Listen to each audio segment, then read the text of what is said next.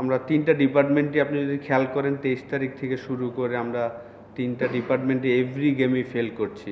আমার মনে হয় যে আসলে খুশ দিলশা চলে যাওয়াটা আমাদের জন্য একটা বড় সেটব্যাক হয়েছে আমি মনে করি। রেজাল্ট যেহেতু নেগেটিভ আসছে, তো এখন তো এটা প্রশ্ন উঠতেই পারে যে আসলে এটা কি ঠিক হয়েছে কিনা।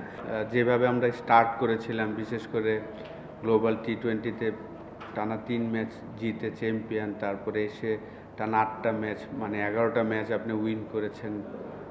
তারপর 23 তারিখ আসলে আমরা রাজশাহীর সাথে যেভাবে হেরেছি, তারপর থেকে আসলে টানা 5টা ম্যাচ হারলাম। এটা সবার জন্য আসলে হতাশাজনক, আমাদের পুরো টিমের জন্য এবং যারা রংপুর রাইডার্সের ফ্যান সবার জন্য আসলে হতাশাজনক। এটা কেউই আশা করেনি, কিন্তু এটাই আসলে ক্রিকেট। আপনি যখন একবার মোমেন্টাম হারাবেন তখন আসলে ফিরে পাওয়াটা ডিফিকাল্ট, যেহেতু এটা খুব অল্প ওভারের খেলা, 120 বলের খেলা। এখানে যদি আপনার মোমেন্টাম একবার হারিয়ে ফেলেন তখন আসলে ফিরে পাওয়াটা, ওই ম্যাচও যদি দেখেন যে আমরা শুরুতে 2টা ক্যাচ ছেড়েছিলাম প্রথম 2 ওভারেই, পাওয়ার প্লেতে আমরা ভালো করতে পারছিলাম না, এখনও আমরা পাওয়ার প্লেতে শেষ পর্যন্ত ভালো করতে পারিনি। সবার জন্য হতাশাজনক, আসলে আমাদের পুরা টিম মেম্বার বলেন, ফ্যান বলেন, সবার জন্য হতাশাজনক।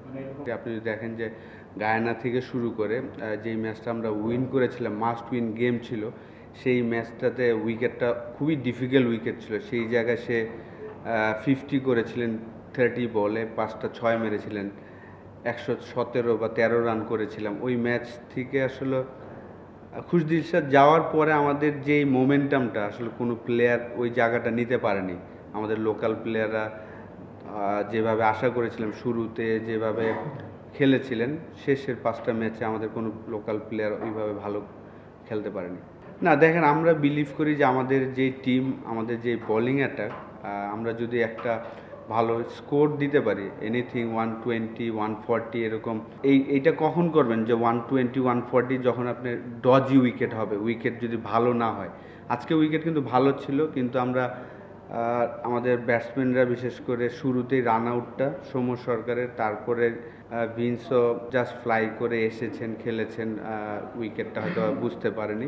আমার মনে হয় না যে ডিসিশন যেটা আমরা নিয়েছি রং ছিল, কারণ আমরা যদি একটু ভালো ব্যাটিং করতে পারতাম, এনিথিং 140 এরকম, আমাদের যে বোলিং অ্যাটাক, আমাদের ওই বিলিফটা আছে যে সবার মধ্যে যে আমরা হয়তো এই রান ডিফেন্ড করতে পারবো। ব্যাটিংটা আমাদের ফেল করেছে।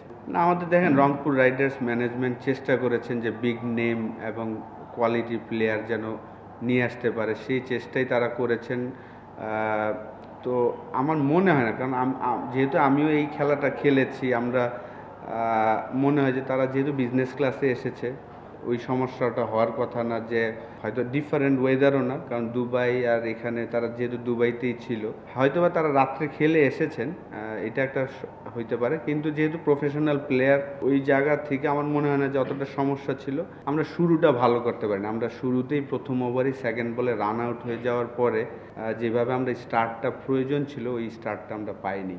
এটা তো অবশ্যই, আপনি যদি দেখেন যে আমরা রাজশাহীর সাথে সেকেন্ড ম্যাচ যে হেরেছি, তাদের কোনো ফরেন প্লেয়ারই ছিল না, সব লোকাল 11 জন নিয়ে খেলেছেন।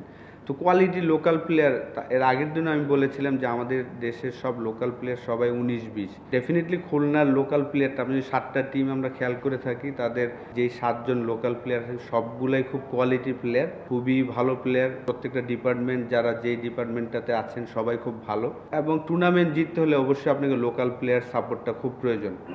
তো আমরা যেই জিনিসটা লাস্ট 5টা ম্যাচে পাইনি। কোচ হিসাবে বা আমি যেহেতু খেলেছিলাম, আমার কাছে মনে হয়েছে যে আমাদের প্লেয়ারদের আরেকটু বিগ হার্ট নিয়ে খেলা উচিত ছিল। যেহেতু বিগ গেম, আপনার ফার্স্ট ওভার একটা আউট হতেই পারে, তারপরে যেভাবে এসে আসলে আমাদের প্লেয়াররা বকডাউন হয়ে গিয়েছে, ওই জায়গাটায় আসলে আমার একটু খারাপ লেগেছে। ডেফিনেটলি আরেকটু অ্যাগ্রেসিভ ক্রিকেট খেলা যেতে পারতো, কারণ পাওয়ার প্লেতে দেখেন পরপর 3 ওভার স্পিন বল করেছেন। ওই জায়গায় যদি আমরা আরেকটু অ্যাগ্রেসিভ খেলতে পারতাম, উইকেট হয়তো আরেকটা পড়ে যেত, কিন্তু আমরা অ্যাগ্রেসিভ খেলিনি বলেই কিন্তু অপোনেন্ট তারা চড়ে বসেছিলেন আমাদের উপরে। কিন্তু যখন আসলে আপনার এত বড় নাম নিয়ে আসবেন, যেহেতু আমাদের একটা টপ অর্ডারের ব্যাটসম্যান প্রয়োজন ছিল, সেই কারণে ভিন্স তো অটোমেটিক চয়েস ছিল। আমাদের একটা ফরেন প্লেয়ার আমরা চাচ্ছিলাম যে ওপেনিং ব্যাটিং করুক। টিম ডেভিডও আমরা জানি যে সে মিডল অর্ডার লেট অর্ডারে পারদর্শী, এবং এন্ড্রু রাসেল একটা বিগ নেম। আমরা সবাই জানি যে বিপিএলে যতগুলা নকআউট গেম খেলেছেন সেই এক্সপিরিয়েন্স থেকে হয়তো আমরা তার কথা চিন্তা করেছি, এবং আকিব জাভেদ অটোমেটিক চয়েস এইবারের বিপিএলে আমি বলবো যে একটা আবিষ্কারই বলতে পারেন, যে পাকিস্তানের হয়ে হয়তো রিসেন্টলি সে সুযোগও পাবেন আশা করছি। তো অবশ্যই ইফতেখার না খেলাটা আমাদের জন্য একটা তো দুঃখজনক, কিন্তু কিছু করার ছিল না যেহেতু 4টা ফরেনারই খেলবে। Thank you.